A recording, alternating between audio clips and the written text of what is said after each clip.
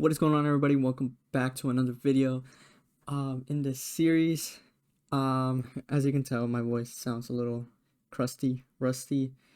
So yeah, I am slowly recovering. So hopefully within a couple days, I'll be back to normal and actually get started with more of these videos and then also actual work. But yeah. In this video, we'll be discussing about time-independent solutions. It is going to be used a lot when solving partial differential equations, and it'll actually help us simplify our lives. And so I guess the main question is, what is a time-independent solution? And it's kind of really, actually, it is self-explanatory. It is a function or solution that is independent to the time variable t.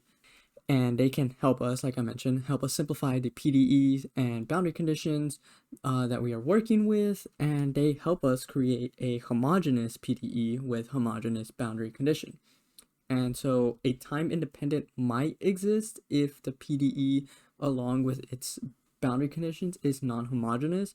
So even though a PDE or boundary condition is non-homogeneous, it's not always guaranteed that a time independent solution will exist.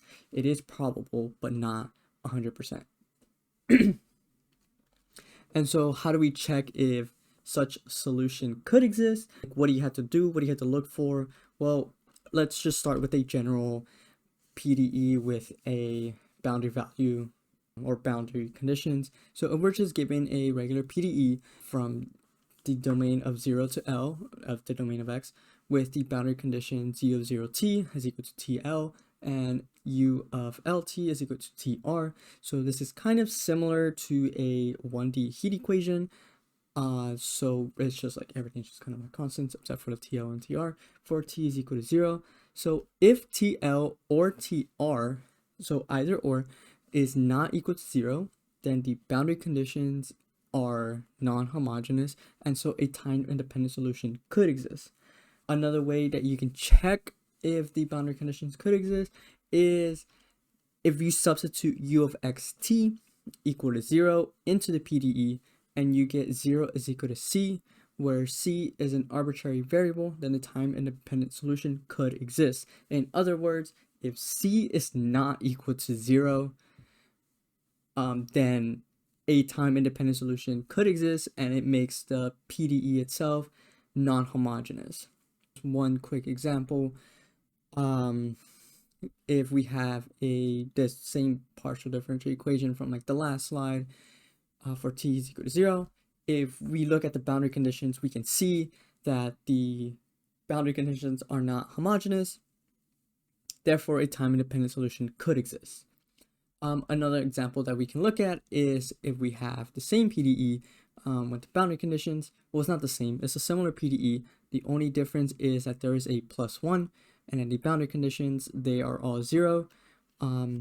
We can see that the boundary conditions, they both equal to 0, so that is valid, that is good, that is homogeneous. But if we let u of xt be 0, then, and we substitute it back into the PDE, we'll get 0 plus 0 plus 0 plus 1 is equal to 0, and we can see that this leads to the conclusion of 0 is equal to 1, or I guess in this case 1 is equal to 0.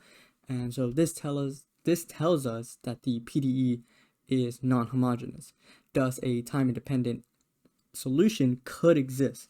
A quick note, which is like something very, very important, is all you need to do is check if one of these conditions fail, and then you can automatically conclude that a time-independent solution could exist. In other words, you don't have to check if the PDE is homogeneous and the boundary conditions is homogeneous. Literally, if one of the boundary conditions is non-homogeneous, then the entire system is non-homogeneous, and therefore a time-independent solution could exist. I'm like emphasizing the could because it's not always guaranteed, as I mentioned, that a time-independent solution could exist. You'll learn later in the course when a time-independent solution doesn't exist and how we deal with those, but for now we're going to focus on if it's non-homogeneous, then it'll more likely exist for now. And so when we know that we could possibly find a time-independent solution, how do we actually find it? In terms of notation, when it comes with one-dimensional, I guess, analysis, so when we're working with like the 1D heat equation, we'll tend to call the time-independent solution u with the subscript of e to the x as a function of x, because, you know, we just drop the time because it's independent to time. And so when we find the time-independent solution, you must explicitly let u of xt be equal to u e to the x. When it comes to like homeworks or like any assignments, you must explicitly write that down to let pretty much whoever is looking over your work that you are doing this assumption and finding the time-independent solution. And so after you do that, we substitute u e to the x into the PDE and boundary conditions. And so once when you do that, after a couple of simplifications, we will get an ODE in which we can solve the particular solution because of those boundary conditions. And so for one quick example, if we use the very first example, we stated that the boundary conditions are non-homogeneous, so the time-independent solution could exist. And so when we let u xt be equal to u sub e, it's a function x, and substitute it back into the PDE, we can see that the second partial derivative of u e to the x with respect to x, it just pretty much simplifies down to the second derivative of x, because we only have one variable of the function, and that's, you do that for the left side. And then in the right side, it is a derivative with a function, with respect to a different variable.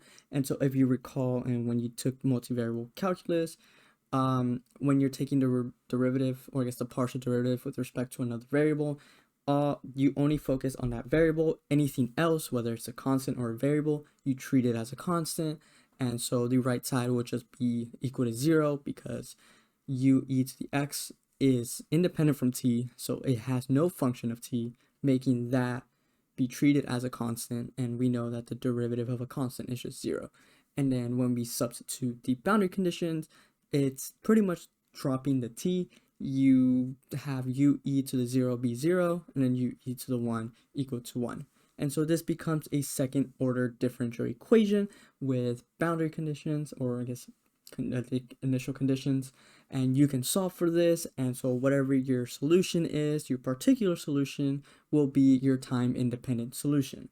And so that's pretty much it that I have for this video. We're going to do a couple of examples that encapsulates this, as long as learning some more ODE techniques that you'll use in your PDE courses, but also is used in ODE because it is an ODE problem. Yeah, it is an ODE problem, so I'm probably gonna put this in the ODE section, but either or, yeah, I'll be seeing you guys in the Blackboard in the next video.